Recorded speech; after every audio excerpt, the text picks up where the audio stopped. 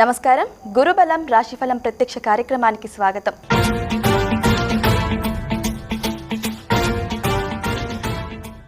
కొన్ని వారాల కిందటే నూతన సంవత్సరాన్ని ఆహ్వానిస్తూ ఉగాది పండుగని జరుపుకున్నాం. అదే రోజు రాశి ఫలాలు, ఆదాయ వ్యయాలు, రాజ్య పూజ్య అవమానాల గురించి తెలుసుకున్నాం. అయితే ఈ ద్వాదశి రాసుల ఫలితాలు బృహస్పతి, శని, రాహు, కేతుల రాసుల సంచారాల మీద ఆధారపడి ఉంటుంది. ముఖ్యంగా బృహస్పతి సంచారం వలన ద్వాదశి రాసుల గురుబలం, గురుదోషం ఏర్పడే అవకాశాలున్నాయి. దేవతలకు గురువైన బృహస్పతి మేషరాశి నుంచి వృషభ రాశికి సంచరించబోతున్నారు. ఈ నేపథ్యంలోనే నర్మదా నది పుష్కరాలు కూడా జరగబోతున్నాయి. అయితే బృహస్పతి సంచారం వలన ఏ రాశి వారికి శుభప్రదంగా ఉండబోతుంది, ఏ రాశి వారికి అశుభప్రదంగా ఉండబోతుంది అన్న విషయాల గురించి తెలిపేందుకు ప్రస్తుతం మనతో పాటు ఉన్నారు ప్రముఖ జ్యోతిష్య పండితులు శ్రీ శంకరమంచి రామకృష్ణ శాస్త్రులు గారు, అంతేకాకుండా శాస్త్రులు కృష్ణమూర్తి గారు, జంధ్యాల లత జ్యోతిష్య పండితులు గారు ఉన్నారు. వారిని అడిగి మరిన్ని విషయాలను తెలుసుకుందాం. నమస్కారం గురుగారు. నమస్కారం అమ్మా.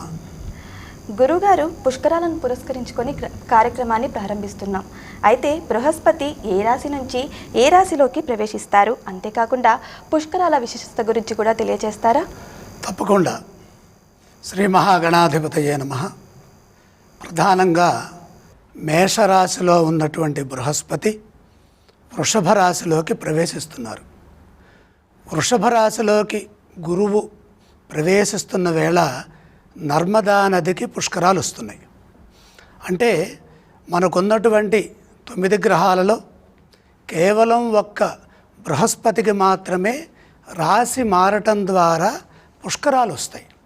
ఇంకా ఏ గ్రహాలు రాశులు మారుతున్నా వాటిలో పుష్కరాలు అనేవి రావు. అసలు పుష్కరం అంటే ఏంటి, నర్మదా అంటే ఏంటి, వీటి వల్ల వచ్చేటటువంటి పుణ్యం ఏంటో తెలుసుకొని తద్వారా ముందుకు సాగుదాం. పుష్కరం అంటే పుష్కం, రాతి అని 2 పదాలు ఉన్నాయి. పుష్క మరియు రమ్ అని. పుష్క అంటే జలం అని ఒక అర్థము, పుష్క అంటే పుష్టి అని ఒక అర్థం. పుష్కం జలం, రాతి, రాతి అంటే దదాతి, జలాన్ని ఇచ్చేది పుష్కరం. అలాగే పుష్టిం దదాతి, రాతి అంటే దదాతి అనుకున్నాం కదా, అంటే పుష్టినిచ్చేది, పుష్టిం కరోతి, పుష్టినిచ్చేది పుష్కరం.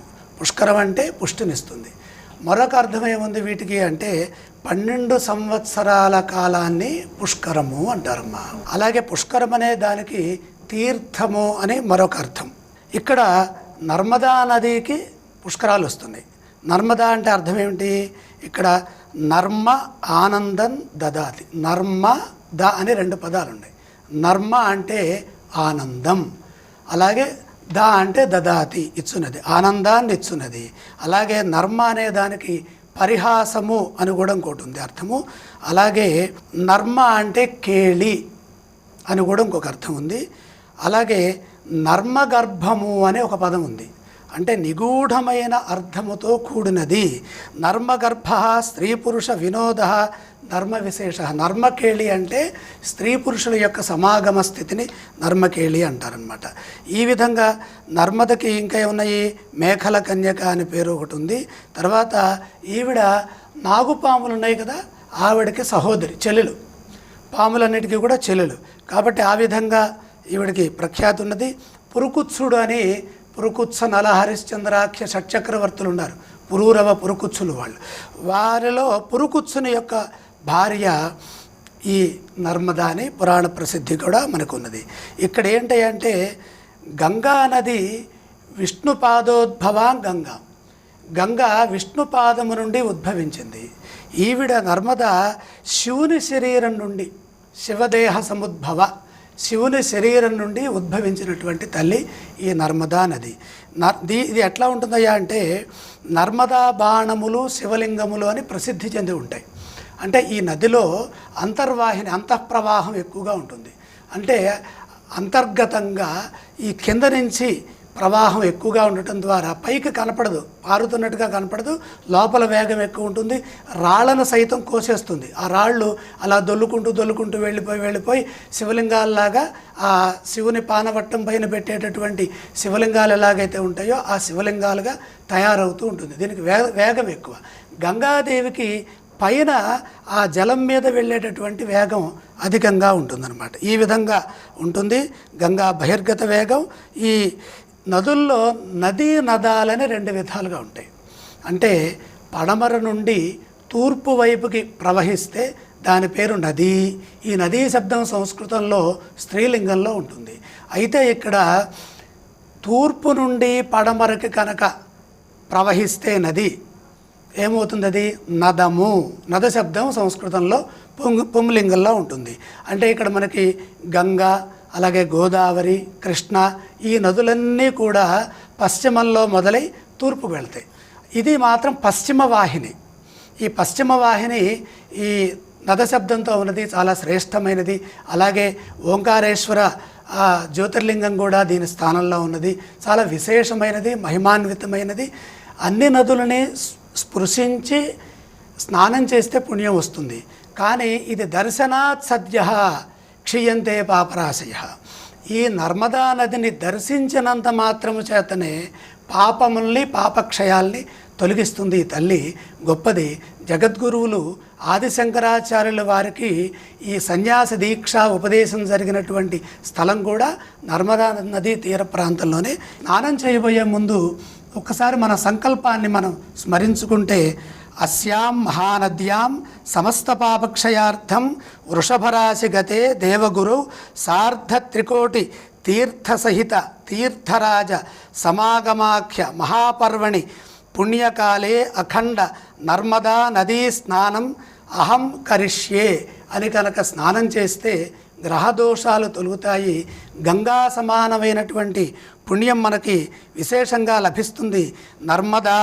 నర్మదా సరితాం శ్రేష్ఠ రుద్రదేహాద్ వినిసృత తారయేత్ సర్వభూతాని స్థావరాణి చరాణి చ సర్వపాపహరా నిత్యం సర్వదేవ నమస్కృత సంస్థుత దేవగంధర్వై అప్సరోభిస్తథైవ చ నమస్తే నమః పుణ్యజలే ఆద్యే నమః సాగరగామిని నమస్తే పాపనాశిని నమో దేవి వరాననే నమోస్తుతే ఋషిగణ సంఘసేవితే నమోస్తుతే శంకరదేహ నిస్సృతే నమోస్తుతే ధర్మభృతాం వరప్రదే నమోస్తుతే సర్వ పవిత్ర పావనే యస్విదం పఠతే స్తోత్రం నిత్యం శుద్ధ మనానరః బ్రాహ్మణో వేదమాప్నోతి క్షత్రియో విజయో భవేత్. ఈ విధంగా ఈ స్తోత్రాన్ని ఎవరైతే చదువుకొని నర్మదా నదిని స్మరిస్తారో, నర్మదా నర్మదా నర్మదా అని 3 సార్లు అంటారో వాళ్ళందరికీ కూడా పుణ్యం వస్తుంది.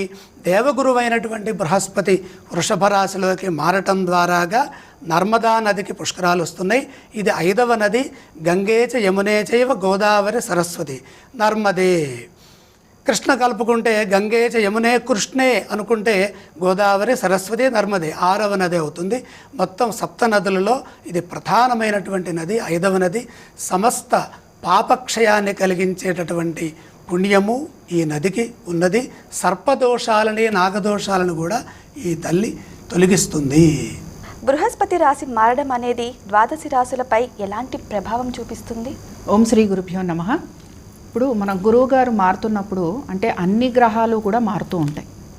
కొన్ని గ్రహాలు ఎలా ఉంటాయనంటే కొంచెం ఏడాదికి ఒకసారి మారుతూ ఉంటాయి, కొన్ని 2.5 ఏళ్లకి మారుతాయి. అలాగే ప్రతి గ్రహానికి కూడా కొన్ని నెలలు లేదా రోజులతోటి అవి మారటం అనేది కనపడుతూ ఉంటుంది.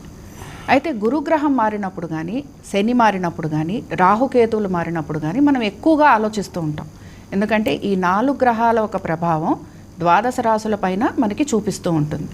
అయితే గురుగ్రహానికి సంబంధించి ఎందుకు మనం ఇప్పుడు పుష్కరాలైనా, లేకపోతే వివాహమైనా, లేకపోతే ఎటువంటి శుభ సందర్భం గురించి మాట్లాడుకున్నా గురు మార్పుతోటి లేదా గురు సంబంధంగానే మాట్లాడుతూ ఉంటాం.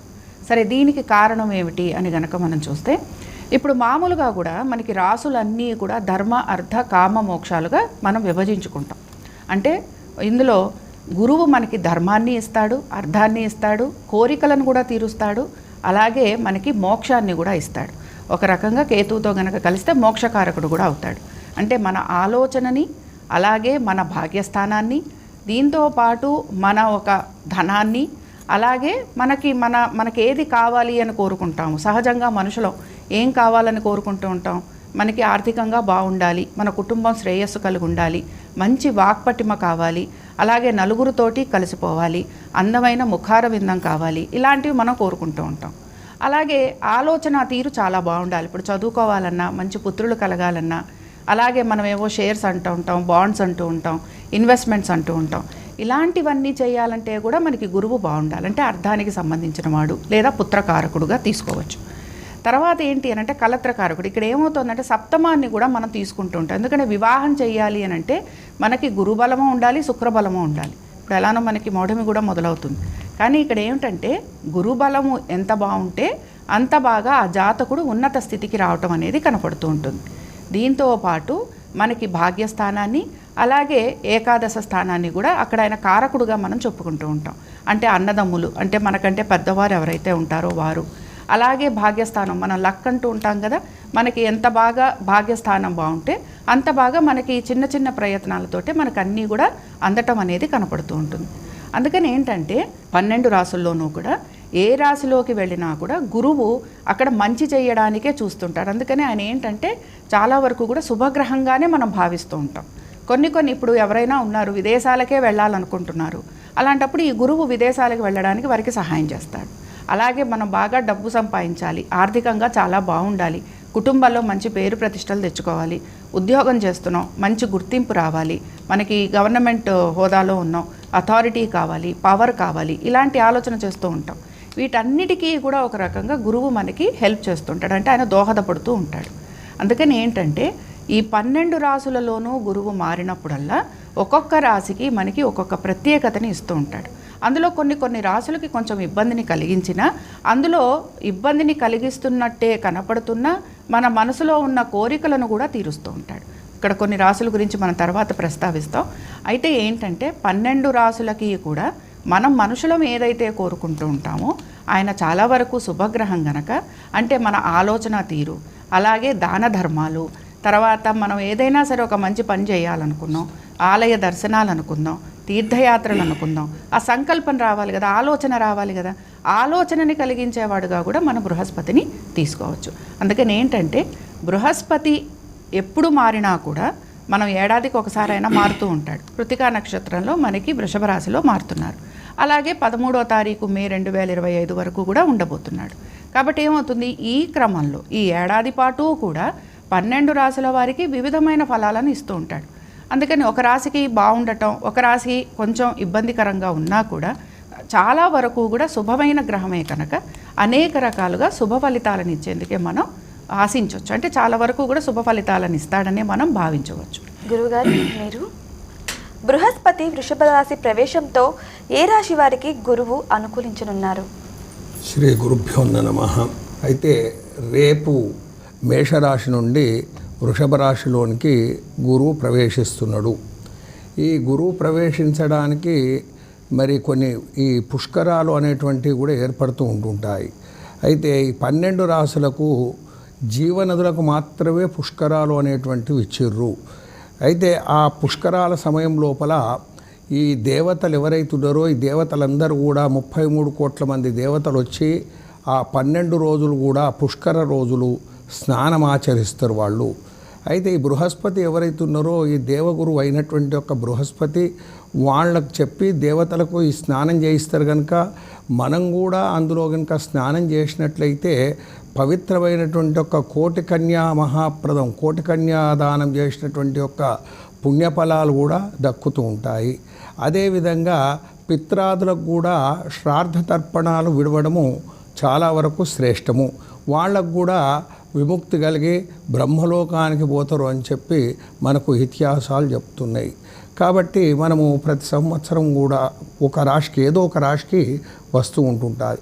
పుష్కర అంటే మళ్ళీ ఈ వృషభ రాశికి రావాలి అని అంటే 12 సంవత్సరాల తర్వాతనే ఈ వృషభ రాశికి వస్తుంటుంది. ఆ విధంగా ఈ పుష్కర అనేటువంటిది ఏర్పడ్డది.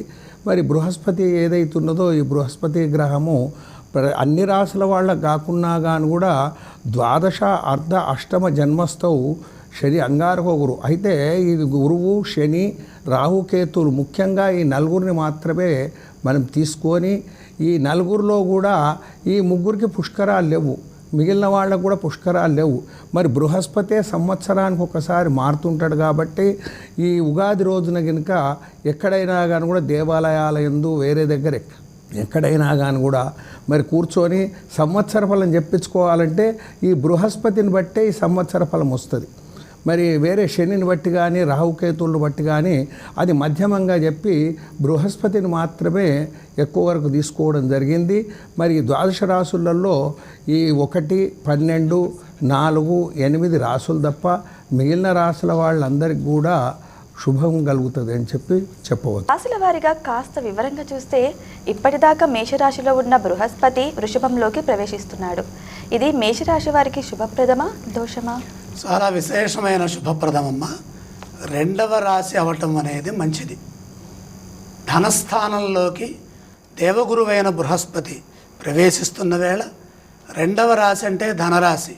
చాలా మంచి ఫలితాలు ఉంటాయి. శాస్త్రాన్ని కనుక పరిశీలన చేస్తే మేషరాశి వారికి మే 1 నుండి గురుగ్రహం మారటం వల్ల ఎలాంటి ఫలితాలు ఉన్నాయి అనేది ప్రధానంగా శాస్త్ర గ్రంథాలు, సంహితా గ్రంథాలను చూచినట్లయితే ఆ సంహితా గ్రంథాల్లో ఏముందో మనం చూద్దాం. మనస్సౌఖ్యం, యశోవృద్ధి, సౌభాగ్యంచ ధనాగమ. చూడండి, ఆ పదాల్లోనే చాలా తేలిక సంస్కృత పదాలు ఇవి. ధర్మవ్యయం, మనస్సౌఖ్యం, ద్వితీయ స్థానగే గురవు అని మనకి పరాశర సంహిత చెబుతోంది. ప్రాప్నోతి ద్రవిణం కుటుంబ సుఖమప్యర్థే వాచాం ఫలమని మనకి మరొక గ్రంథం చెప్పింది.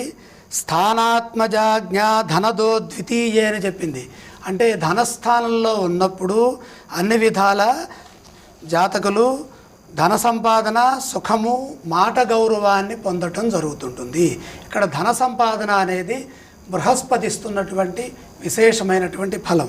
దానికి తోడుగా ఇక్కడ మనకి మనస్సౌఖ్యం, మానసిక ఆనందం కూడా చక్కగా కలుగుతుంది. ఇలాగే ఒక్కసారి మనం వరుసగా చూసేద్దాం, ఎందుకంటే మళ్ళీ ఈ రౌండ్స్లో మళ్ళీ ఎవరికి ఎలా చెప్తారో తెలియదు కాబట్టి ఈ శాస్త్రం ఏముందో ఒకసారి చెప్తాను నేను.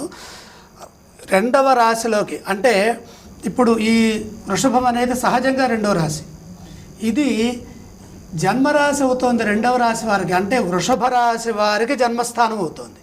జన్మస్థానగతే గురుహు ఏమవుతుంది?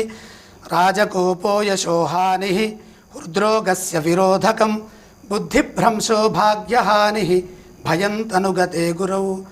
జీవే జన్మని దేశ నిర్గమనమప్యర్థచ్యుతం శత్రుతాం అని చెప్పింది.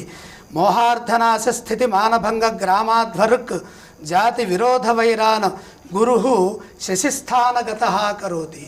జన్మరాశిలో గురువు ఉన్నప్పుడు అన్ని విధాల ఇబ్బందులుంటాయి. ప్రధానంగా స్థానచలనము, ఆర్థిక ఖర్చులు, అలాగే అధిక ఖర్చులు, శత్రుత్వము ఉంటుంది. అక్షిరుకు నేత్ర సంబంధమైన ఇబ్బందులు కూడా ఉంటాయి, జాగ్రత్తగా ఉండండి అని వృషభ రాశి వారికి శాస్త్రాలు ముందుగా సూచన చేస్తున్నాయి. భయపడటం కోసం కాదు, ఇవి ఏమున్నాయో మనం చూసుకుంటున్నాం. అలాగే దేవగురువైనటువంటి బృహస్పతి మిథున రాశి వారికి ద్వితీయ స్థానంలో, అంటే సహజ ద్వితీయ స్థానమైన వృషభంలో ఉన్నప్పుడు మిథునం వారికి 12వ ఇల్లు అవుతుంది. అంటే ద్వాదశ స్థానంలో శుభమూలో వ్యయశ్చైవ ప్రాణి విక్రయ దూషణం స్థానభ్రష్టంచ దారిద్ర్యం ద్వాదశ స్థానగే గురు. వీళ్ళకు కూడా బాగలేదు. శుభకార్యముల వల్ల ధన వ్యయము, పశు నష్టము, స్థానచలనము, కొద్దిగా ఆర్థిక ఇబ్బందులు.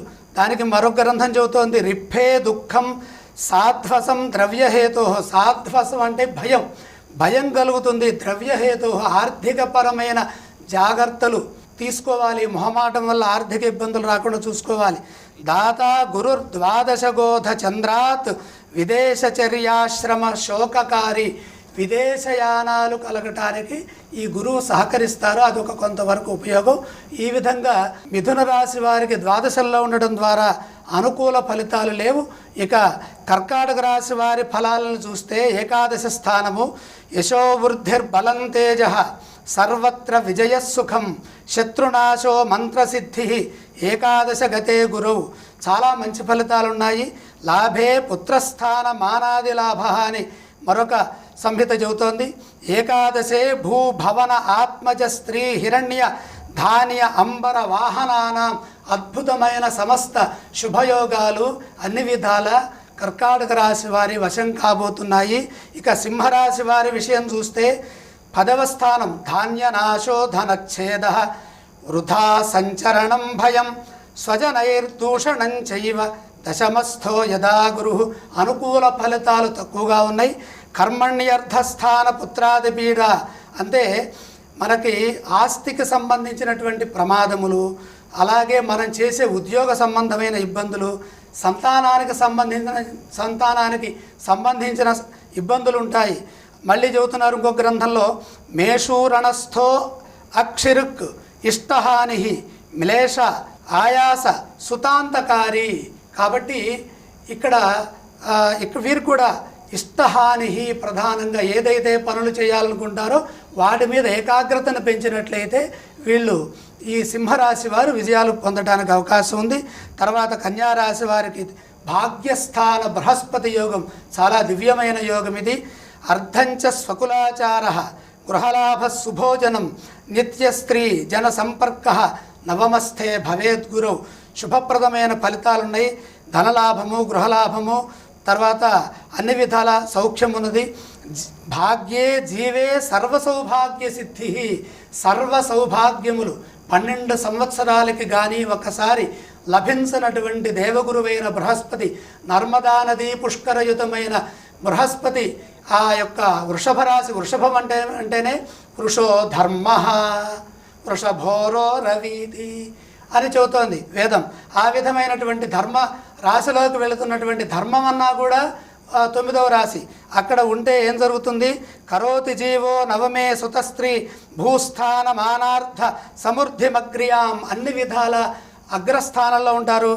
మానము గౌరవం ఉంటుంది, అర్థం ఉంటుంది, అర్థ సమృద్ధి ఉంటుంది, భూలాభం ఉంటుంది, స్థానబలం కూడా ఉంటుంది. అంటే ఉద్యోగ, వ్యాపార, వృత్తి వీటన్నిటిలో కూడా ఉంటారు. తర్వాత తులారాశి వారికి 8వ స్థానం వచ్చింది. కొద్దిగా ఇబ్బంది కలిగించే రాశి ఏదైనా ఉన్నదంటే ఇదిగో ఈ మిథునం తర్వాత మరలా ఇబ్బందిని సూచించే రాశి తులారాశి. చోరాగ్ని నృప భీతిశ్చ గాత్రగాంభీర్యనాశనం నిష్ఠురం సాహసం క్రోధం అష్టమస్తే భవేత్ గురు. మార్గక్లేశమరిష్టమష్టమగతే నష్టం ధనై కష్టతాం అని. తర్వాత జీవోష్టమస్థో వధభంగ బంధ వ్యాధి శ్రమానర్థ వివాదకారి. ప్రతి దాంట్లో ఆర్థిక విషయాలు, ఆరోగ్య విషయాలు, మానసిక విషయాలు వీటన్నిటిలోనూ జాగ్రత్తగా ఉండాలి. ప్రధానంగా ఈ రాశి వారు నర్మదా నదికి సంబంధించిన ఆ స్తోత్రం చదవటం, వీలైతే ఆ నదీ జలాలు తెప్పించుకొని ఆ జలాలను శిరస్సు మీద చల్లుకోవటం, లేదంటే వెళ్ళి స్నానం చేయటం చాలా మంచిది. తర్వాత వృశ్చిక రాశి వారికి చాలా దివ్యంగా ఉందమ్మా. రాజదర్శనం ఆరోగ్యం గాంభీర్యం గాత్రపోషణం అభీష్టకార్య సిద్ధిశ్చ సప్తమస్తే భవేత్ గురు. యాత్రాం శోభనహేతవే వనితయా సౌఖ్యం సుతాప్తిం స్మరే. జామిత్రక స్త్రీ సంపదాన్న సౌముఖ్య సుస్ఫీత కళాధ్వకర్త. అద్భుతమైనటువంటి శుభప్రదమైన ఫలితాలున్నాయి. ప్రధానంగా విశేషంగా వివాహ సంబంధమైన విషయాలలో శుభప్రదమైన ఫలితాలుంటాయి. అన్ని విధాల పుత్రప్రదంగా, అలాగే కళత్ర సౌఖ్యము, శుభమూలక ప్రయాణాలు, దైవ దర్శనాలు ఇవన్నీ బాగా ఉన్నాయి. ఏది ఏవైనా మంచి ఫలితాలు ఉన్నాయంటే అన్ని విధాలా మంచి. తర్వాత ధనుస్సు రాశి వారికి 6వ స్థానం శత్రుస్థానంలో అనుకూలంగా లేదు. దారాపుత్ర విరోధశ్చ స్వజనే కలహస్తథ చోరాగ్ని నృపభీతిశ్చ షష్ఠస్థే భవేత్ గురు. భార్యాపుత్ర విరోధం ఉంది కాబట్టి వాళ్ళతో సౌమ్యంగా ఉండాలి, కలహాలకు దూరంగా ఉండాలి. చోర అగ్ని అధికారుల వల్ల భయం కలగకుండా చూసుకోవాలి. షష్ఠే మంత్రిని పీడయంతిరిపవః స్వజ్ఞాతయో వ్యాధయ. ప్రధానంగా మానసిక వ్యాధికి దూరంగా ఉండాలి, శత్రువులతో ఇబ్బంది కలగకుండా ఉండాలి. షష్ఠే గురుశ్చ గురుర్బంధు వివాద వైర త్రాస ప్రచేష్టాఫలహానికారి. త్రస్యతి తస్య భావ. త్రాస అంటే భయం, ఏదో జరుగుతుందనే భయం ఉంటుంది. భయాన్ని వీడటం కోసం ఈశ్వర ధ్యానం చేయాలి, గురుప్రీతిగా శనగల దానం చేసుకోవాలి. మకర రాశి వారికి దివ్యంగా ఉంది. అర్ధలాభం తథైశ్వర్యం స్వకర్మరతి హర్షితం సదా స్వజన సౌఖ్యంచ పంచమస్థే భవేద్ గురౌ. పుత్రోత్పత్తి ముపైతి సజ్జనయుతిం రాజానుకూల్యం సుతే. రాజ అనుకూల్యం, రాజశబ్దం ఎక్కడైతే ప్రయోగించబడుతుందో శాస్త్రాలలో అక్కడ ఉద్యోగ ఫలితాలు, వ్యాపార ఫలితాలు, ఉన్నతమైనటువంటి రాజుదీప్తవు అంటే రాజా అంటే ప్రకాశము అని అర్థం. ఉన్నతమైన ఫలితాలు ఉన్నాయి. పుత్రవృద్ధి, సుజన మిత్రత్వం, ప్రభు అనుకూలత ఇవన్నీ కూడా ఉన్నాయి. భృత్యాంబరస్థాన సువర్ణమాన పుత్రప్రద పంచమ గోరి జిశ్చ అని చెప్పారు. మంచి జరుగుతుంది. తర్వాత ఇంకా జాగ్రత్తగా ఉండవలసింది అర్ధాష్టమ బృహస్పతి దోషం ఇది. కాబట్టి గురువు కుంభరాశి వారికి యాచనం బుద్ధి చాంచల్యం తేజోహానిం ధన వ్యయం దేశత్యాగంచ కలహం చతుర్థస్థానగో గురు. వీళ్ళకి ఇబ్బందికరంగా ఉంది. దుఃఖై బంధుజనోద్భవైశ్చ హిబుకే దైన్యం చతుష్పాద్భయం. దగ్గర వాళ్లతో విభేదాలు రాకుండా, దుఃఖం కలగకుండా మానసిక స్థైర్యాన్ని పొందాలి. విమాన శ్రేష్టాపచయాపవాద బంధుక్షయోద్వేగ కరశ్చతుర్థే అని బంధు సంబంధమైనటువంటి బాధలు లేకుండా 4వ స్థానంలో ఉన్నప్పుడు చూసుకోవాలి. వాహన సంబంధమైన ఇబ్బందులు కూడా లేకుండా చూడాలి. ఇక కుంభరాశి వారి స్థితిని పరిశీలిస్తే అతిక్లేశం, బంధువైరం, దారిద్ర్యం, దేహపీడనం, ఉద్యోగభంగం, కలహం, తృతీయ స్థానగో గురు. ఈ విషయాల్లో జాగ్రత్తగా ఉండాలి. దుశ్చిత్యే స్థితినాశమిష్టవియుతిం కార్యాంతరాయం రుజం గురుస్తృతీయే స్వజనార్ధనాశక్రియ వధాధ్వశ్రమ వంచన కృత్. అంటే మనకిక్కడ అన్ని విధాల భయము, ఇబ్బంది కలుగుతోంది. ఉద్యోగ భంగము, కార్యభంగము, ఆరోగ్యము, ఈ మిత్ర సంబంధమైన ఇబ్బందులు ఉన్నాయి. కాబట్టి ప్రతి అడుగు కూడా ఈశ్వరాయత్తంగా మనోబలంతో ముందుకు సాగితే చాలా అద్భుతంగా ఉంటుంది. ఇక చివరిది తృతీయ స్థానంలో ఉండటం మహాదోషం. ఇప్పుడు చెప్పినవన్నీ ఒక ఎత్తు అయితే 3వ స్థానంలో ఉంటే అది ఇంకా ఇబ్బంది అని ప్రత్యేకంగా విశేష యోగాల్లో సంహితా గ్రంథాల్లో చెప్పిన కారణం చేత గురుస్తృతీయే స్వజనార్ధనాశక్రియ వధాధ్వశ్రమ వంచనాకృతు దుశ్చిత్యే స్థితినాశమిష్టవీతం కార్యాంతరాయం రుజం. వీళ్ళకి ఈ మీనరాశి వారికి కొద్దిగా ఇబ్బంది ఎక్కువగా ఉంది. ఈశ్వర ధ్యానం చేసినట్లయితే అన్ని విధాల శుభ ఫలితాలు విశేషంగా వస్తాయి. ఇది సాముదాయకంగా ఉన్నటువంటి ఫలితాలు. ఇందాక చెప్పుకున్నట్టుగానే మంచి జరగటం కోసమై ఈశ్వర ధ్యానం చేయటం ద్వారా మనము ఉన్నత స్థితికి చేరవచ్చు. ఇది కేవలం ఉదాహరణ కోసం మాత్రమే మనం సూచిస్తున్నాం. కానీ ఈ ఫలాలని మనసుకు తీసుకొని ఇబ్బందికి గురి కాకుండా వాటి నుంచి బయటపడటానికి ఏ విధంగా మనం ధ్యాన, దాన, వ్రత, స్నాన, సత్యనిష్ట గరిష్ఠులమై ముందుకు సాగాలో ఆ విధంగా మనం ఆలోచిద్దాం. గురుబలం రాశిఫలం ప్రత్యేక కార్యక్రమంలో చిన్న విరామం తీసుకుందాం.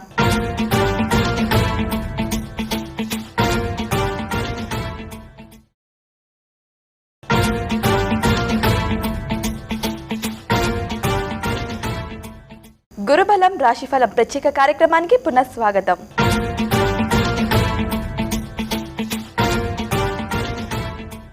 అమ్మ, మీరు వృషభ రాశిలోకి గురుడు ప్రవేశిస్తున్న వేళ ఈ రాశి వారికి గురుబలం ఉందా లేదా?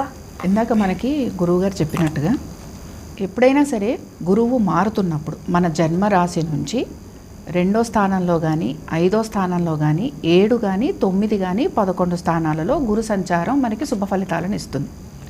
అయితే ఇప్పుడు వృషభ రాశిలోకి గురువు మారుతున్నప్పుడు ఆయన జన్మరాశిలోకే మారుతున్నారు. అంటే వృషభ రాశి ఎవరి నక్షత్రాలు అయితే ఉన్నాయో వాళ్ళందరిది కూడా వృషభ రాశి జన్మరాశి అవుతుంది. ఆ జన్మరాశిలోకి మనకి గురువు మారటం అనేది జరుగుతోంది.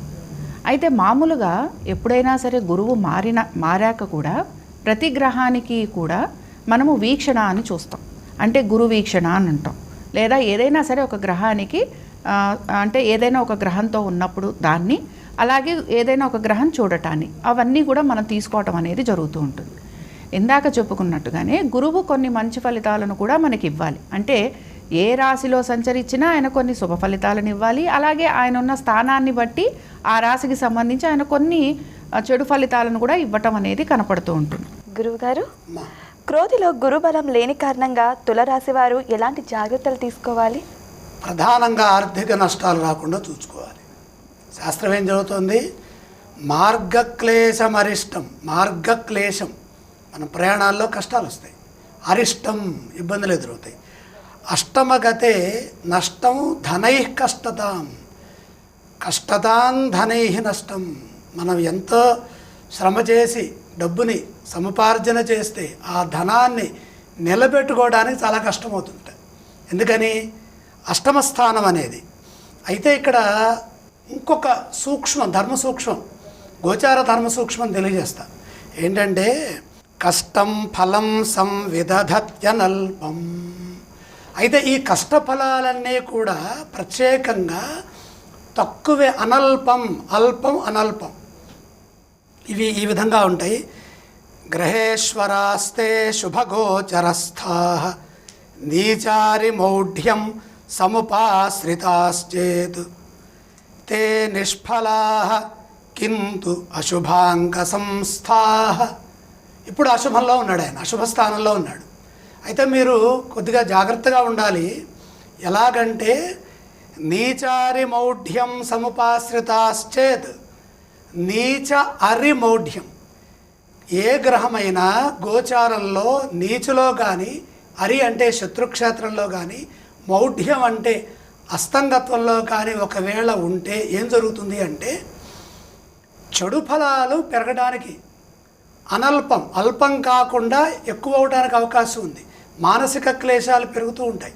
ఎందుకని బృహస్పతి గారికి శుక్రాచార్యుడి యొక్క స్థానము శత్రుక్షేత్రం కూడా అవుతోంది. ఇది గుర్తుపెట్టుకోవాలి. శత్రుక్షేత్రగతే గురుహు. ఈ విషయాన్ని మనకి పంచాంగంలో రాస్తారు. శత్రుక్షేత్రగతే, మిత్రక్షేత్రగతే, ఉచ్చక్షేత్రగతే ఇలా రాసినప్పుడు స్వక్షేత్రగతే. ఇప్పుడు మీనంలో ఉన్నప్పుడు స్వక్షేత్రగతే బృహస్పతి, మిత్రక్షేత్రగతే మేషే బృహస్పతి. ఇవన్నీ సూచనలు. ఎంత జాగ్రత్తలు, పెద్దలు మహర్షులు మనకి జాగ్రత్తలు చెప్పారు. ఏదో భయపడిపోయి జరిగితే ఇది అవుతుందని కాదు. ఎందుకంటే ఇది హిందువులకి, భారతీయులకి ధర్మాన్ని, వేదాన్ని రక్షించడం కోసమే వచ్చినటువంటి వేదాంగ జ్యోతిషం. కాబట్టి వీటిల్లో ఉన్న విషయాలని, నిజాలని తెలుసుకుంటూ భయపడకుండా సత్యం, ధర్మం వాటిని దృష్టిలో పెట్టుకొని ముందుకెళ్తే ఈ అష్టమస్థానగతుడైనటువంటి బృహస్పతి యొక్క దుర్దోష దుష్పీడల నుండి త్వరగా బయటపడవచ్చు. అమ్మ, మీరు వృశ్చిక రాశి వారికి గురుబలం ఉన్న కారణంగా ఎలాంటి విజయాలు సిద్ధిస్తాయి? ఇప్పుడు మనకున్న ద్వాదశ రాశుల్లో కూడా వృశ్చిక రాశి వారికి చాలా బాగుందనే చెప్పాలి. ఇందాక మనం ఒక మాట అనుకున్నాం, మన జన్మరాశి నుంచి గురువు గనక 2వ స్థానము, 5వ స్థానం, 7వ స్థానం, 9, 11 ఈ స్థానాలలో గనక సంచరిస్తూ ఉంటే ఆయన మంచి శుభ ఫలితాలను ఇస్తాడు అని చెప్పుకోవడం జరిగింది. ఇక్కడ మనకి వృశ్చిక రాశిలో గురువు సప్తమంలోకి ఆయన రావటం అంటూ జరుగుతుంది. ఇక్కడ వృశ్చిక రాశికి ఇంకొకటి ఏమిటి అనంటే శని కూడా, అంటే ముఖ్యంగా ఏ గ్రహాలు ఎక్కువగా మనం ఇందాక చెప్పుకున్నాం కదా, అంటే 4 గ్రహాలు సాధారణంగా శని, గురువు, రాహువు, కేతువు, వీటి యొక్క మార్పుని మనం ఎక్కువగా గమనించుకుంటూ వెళ్తూ ఉంటాం. ఆల్రెడీ ఇప్పుడు ఇక్కడ మనం గమనిస్తే గురువేమో సప్తమంలోకి వస్తున్నాడు. అలాగే శని కూడా ఇక్కడ లగ్నాన్ని చూడటం, అంటే ఆ రాశిని చూడటం అనేది జరుగుతోంది. గురువు వృశ్చిక రాశిని చూస్తున్నారు, శని వృశ్చిక రాశిని చూస్తున్నారు. అలాగే రాహువుకి గనక దృష్టి గనక తీసుకుంటే అక్కడ మళ్ళీ రాశిని చూడటం అనేది కనపడుతోంది. అంటే 3 గ్రహాలు, ఈ 3 గ్రహాలు కూడా వృశ్చిక రాశిని ఎక్కువగా ప్రభావితం చేస్తున్నాయి. మీరండి, ధనుస్సు రాశి వారు ఆర్థిక పరంగా ఎలాంటి జాగ్రత్తలు తీసుకోవాలి?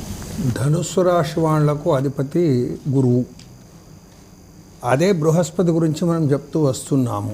బృహస్పతి చెడుగా ఉన్నప్పటికీ, అంటే 6వ స్థానంలో చెడు ఫలితాలను ఇస్తాడు కనుక చెడుగా ఉన్నప్పటికీ కూడా వాళ్ళ యొక్క రాశిలో పుట్టిన వాళ్ళను మాత్రము చెడ్డగా చూడడు. మంచి చేయకున్నా కానీ కూడా చెరుపైతే చెయ్యడు, అంతవరకు చెప్పవచ్చు. ఇక మిగిలిన గ్రహాలైతే ఏలినాటి శని మొన్ననే తొలగిపోయింది ఇంతకుముందే. తర్వాత ఈ కేతువు, రావులు వీళ్ళు ఎవరైతే ఉన్నారో వీళ్ళు కూడా కొంచెం ఇబ్బంది పెట్టేటువంటి యొక్క పరిస్థితి ఉంటుంది. కాబట్టి వీళ్ళు కొంచెం జాగ్రత్తగా నడుచుకొని దేవతారాధన కనుక చేసుకున్నట్లయితే చాలా వరకు బాగుంటుంది. మరి వాళ్ళ ఇల్లు వాళ్ళని ఖరాబ్ చేసుకోరు కాబట్టి వాళ్ళు ఈ బృహస్పతి ధ్యానం కూడా చేసుకొని దక్షిణామూర్తి యొక్క ఆరాధన చేస్తూ అప్పుడప్పుడు శనిగలను కూడా కొంతవరకు దానమిస్తూ పోతే ఈ గురుగ్రహము నుండి బయటపడతారు. అంతవరకు. గురువుగారు, మకర రాశి వారికి గురుబలం కారణంగా ఎలాంటి శుభ పరిణామాలు వస్తాయి? మకర రాశి వారికి పంచమ స్థానంలో దేవగురువైన బృహస్పతి ఉన్నారు. అంటే పంచమ స్థానం శుభస్థానం. గురుహు అద్రి ద్వి నవ పంచమే శుభఫలద అని చెప్పారు. ఏకాదశస్థా సర్వే శుభఫలద. 11వ రాశిలో ఉన్న 2, 5, 7లో ఉన్న 9లో ఉన్న మంచి. ఇక్కడ 5వ స్థానం వృషభ రాశి మకర రాశి వారికి పంచమ స్థానం అయింది. అలాంటప్పుడు ఎటువంటి ఫలితాలు వస్తాయి ఇందాక చెప్పుకున్నాం, మళ్ళీ చెబుతాం. భృత్యాంబరస్థాన సువర్ణమాన పుత్రద పంచమగో అరిజిచ్చ. అరిజిచ్చ, అరిజిత్ చ అంటే పంచమగ అరిజిత్, శత్రువుల్ని జయిస్తారట పంచమంలో ఉన్నప్పుడు. ఇంకా భృత్య అంబర, భృత్యులు సేవకులు ఉంటారు, అంబర వస్త్రాలు బాగుంటాయి, అలాగే స్థానం బాగుంటుంది, ఉద్యోగం బాగుంటుంది. సువర్ణమాన పుత్ర ప్రద, సువర్ణాభరణాలు ఉంటాయి, మానం గౌరవం పెరుగుతుంది, ఉద్యోగం పెరుగుతుంది, ఈ విధంగా ఉంటుంది. ఇంకా ఏం చెప్పారు, జీవే ఉత్తమ భావగశ్చేత్, బృహస్పతి కనుక, చేత్ అంటే ఉన్నట్లయితే, బృహస్పతి కనుక ఉత్తమ భావంలో, అంటే ఇక్కడ పంచమ ఉత్తమ భావం కదా, అందులో కోణం, పూర్ణం ఫలం యచ్చతి గోచరేషు, పూర్ణం ఫలం యచ్చతి, సంపూర్ణమైనటువంటి ఫలితాలు పొందే క్రమంలో 9వ రాశి వారు, కన్యారాశి వారికి కోణం అయింది. అలాగే వీరికి కూడా అక్కడే నవమ కోణం, ఇక్కడ పంచమ కోణం, సంపూర్ణమైన పూర్ణ ఫలం లభిస్తుంది, మంచి పొందుతారు, అన్ని విధాల వృద్ధిని చెందుతారు. గురువుగారు, మీనరాశి వారికి గురుబలం లేని నేపథ్యంలో ఫలితాలు ఎలా ఉంటాయి? మీనరాశి వాళ్ళకు కూడా అధిపతి గురువే. ఇంతకుముందు ధనుస్సు రాశి వాళ్ళకి ఏ విధంగా చెప్పుకున్నామో, మరి మీనరాశి వాళ్ళకు కూడా బృహస్పతే ఆ రాష్ట్రాధిపతి. అయితే ఏ విధంగా చూసినా కానీ కూడా 3వ స్థానంలో గురువు ఉన్నాడు. మరి ఈ ఏలినాటి శని కూడా నడుస్తుంది. రాహుకేతువులను చూసినట్లయితే జన్మాన మరియు 7వ స్థానంలో ఉన్నాడు కాబట్టి ఏ రకంగా చూసినా కానీ కూడా చెడ్డగా ఉన్నది. చెడ్డగా అని మాత్రం మనం అనుకుంటే లాభం లేదు. అది ఇది కొన్ని ప్రికాషనల్గా మనం ఏం చేస్తున్నాం కదా అంటే, ఈ దారిన వెళ్ళు, ఈ దారిన వెళ్ళొద్దు అనేటువంటి యొక్క సూచనలకు మాత్రమే ఇది చెప్పడం జరుగుతుంది. ఈ సూచనలను కనుక పాటించి మనం అట్లాంటి కార్యక్రమాలు కనుక చేయకుండా ఉన్నట్లయితే చాలా వరకు లాభపడతారు. మరి వీళ్ళు చెప్పారు కదా, సిద్ధాంతులు కానీ వీళ్ళు కానీ చెప్పారు కదా అని చెప్పి మనం పని చేయకుండా ఇంట్లో కూర్చున్నా కానీ కూడా సోమర్తనం అనేటువంటిది వస్తుంది. కనుక మనం చేసేటువంటి యొక్క పనిని చేస్తుండాలి, మరి అనుభవించేటువంటిది అనుభవిస్తూ ఉండాలి. కానీ అంతగానం అనుభవించకుండా కొంత దైవారాధన చేస్తే కూడా మనకు కొంతవరకు లాభం కలుగుతుంటుంది. అదేవిధంగా ఈ మీనరాశి వాళ్లకు ఇకపోతే వీళ్ళు ధన వ్యయము, అనేకమైనటువంటి ఒక ఖర్చులు ఉంటాయి, దేహ బాధలు ఉంటాయి, నేత్ర బాధలు ఉంటాయి. ఉన్నప్పటికీ కూడా దైవారాధనతో మాత్రం వీళ్లకు చక్కబడుతుంటుంది. తర్వాత ఈ బృహస్పతి ఏదైతే ఉన్నాడో ఈ మీనరాశికి అధిపతి కాబట్టి ఎక్కువ వరకు చెడుపును మాత్రం చూపలేడు. మరి మనం చేస్తున్నటువంటి యొక్క ధ్యానాలను బట్టి, మనం చేస్తున్నటువంటి యొక్క దాన ధర్మాలను బట్టి, మనము పుట్టినటువంటి యొక్క కుటుంబాన్ని బట్టి వాళ్ళ యొక్క రాసులకు వాళ్ళు మంచి చేసుకునే ప్రయత్నం చేస్తారు, చెడుపు మాత్రం చెయ్యరు ఎప్పుడు కూడా. గురువుగారు, దోషకాలం ఉన్నప్పుడు ఎలాంటి పరిహారాలు పాటించాలి? మీరు చెప్పిన పరిహారాలు పాటిస్తూ గురుదోషకాలం నుంచి గట్టెచ్చుకోవచ్చంటారా? అద్భుతంగా చేయొచ్చమ్మా. పరిహారాలు ఉన్నాయి శాస్త్రంలో. ఇక్కడ దశాపహారాష్టక వర్గ గోచరే గ్రహేషు నృణాం విషమస్థితేష్వపి జపేచ్చ తత్ప్రీతికరై సుకర్మభి కరోతి శాంతిం వ్రత దాన వందనై. దేవతలకి వందనం చేయటం, నమస్కారం అంటాం. దానం చేయటం ఏంటి? దేవతా ప్రీతికరంగా కొన్ని ధాన్యాలని దానం చేయటం. అంటే ఇప్పుడు బృహస్పతికి దానం ఏంటి? శనగలు దానం చేయటం. గురువారం నాడు వ్రతము, వ్రత నియమంతో జీవించటం, ఆ దేవతకు సంబంధించినటువంటి అనుష్ఠాన క్రియలు చేయటం. జపేచ్ఛ తత్ప్రీతికరై, గ్రహ జపం ఉంటుంది, వైదిక మంత్ర జపాలు ఉంటాయి, అలాగే మనకి ఈ శ్లోక మంత్రాలు ఉంటాయి, వీటిని మనం చేయటం.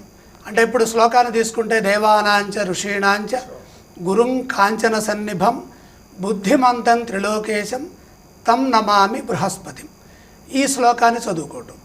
ఇలా చేసినట్లయితే ఆ మంత్ర ఆ గ్రహము అనుగ్రహిస్తుంది, మంత్రం వల్ల గ్రహము శాంతిస్తుంది. ఇంకేం చెప్పారు ఇక్కడ అంటే శాంతి విషయంలో ప్రధానంగా గ్రహదోష నివారణార్థమై బృహస్పతి కోసమే చేయవలసినటువంటి విషయాలు ఏంటంటే మారేడు లేదా మర్రి లేదా ఉసిరి కాయలు, ఇవి వీటిల్లో ఏదైనా సరే 3 అయినా సరే తీసుకొని ఈ ఫలాలతో కూడినటువంటి సువర్ణపాత్రస్థ జలముతో స్నానం చేయాలట గురుదోష నివారణార్థం. సువర్ణపాత్రస్థ జలం అంటే బంగారపు పాత్రలో ఉన్నటువంటి నీళ్లతో, అది సాధ్యం కాదు కదా. అలాంటప్పుడు ఏం చేయాలంటే ఒక బంగారపు వస్తువుని ఉంగరమో దండో ఆ బకెట్లోనో దాంట్లోనో బిందులోనో వేసి అది బంగారు పాత్రగా భావించి, అంటే సువర్ణ జలం సువర్ణ జలంతో సువర్ణాభిషేకం, సువర్ణ జలాభిషేకం అలా చేసుకుంటే మంచిది. అలాగే ఇప్పుడు పుష్కరాలు నడుస్తున్నాయి కదా, పుష్కర తీర్థ పుణ్య జలాలతో మనం స్నానం చేయటం కూడా మంచిది. ఈ చేస్తే గురువుకి ప్రీతికరం. ఎందుకంటే బృహస్పతి సువర్ణాధిపతి, ఆయన బంగారానికి అధిపతి, ఆభరణాలకి అధిపతి. ఇందాక కూడా ఒక రాశికి చెప్పుకున్నాం మనం.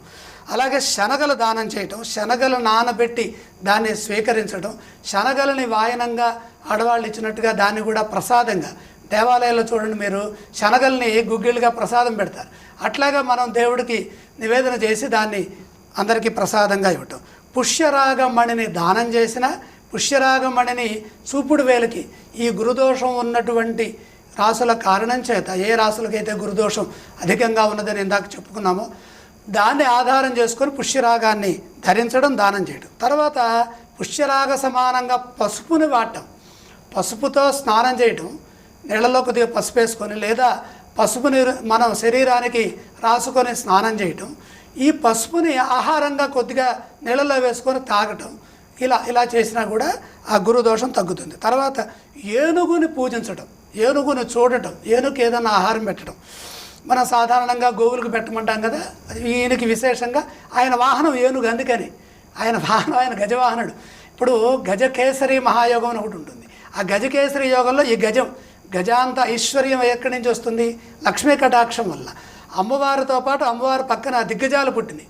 అవి దిగ్గస్తి బహికుంభ ముఖావసృష్ట అని మనకి శంకరాచార్యుల వారు చెప్పినటువంటి శ్లోకాను రీత్యా ఇక్కడ ఆ దివ్య గజాలు ఏం చేస్తుండే అంటే నిత్యము కూడా ఆ అమ్మవారిని తన యొక్క ఆ తొండంతో నీళ్లు తీసుకొని అభిషేకిస్తూ ఉంటాయి. కాబట్టి గజం అనేది దేనికి సంకేతము?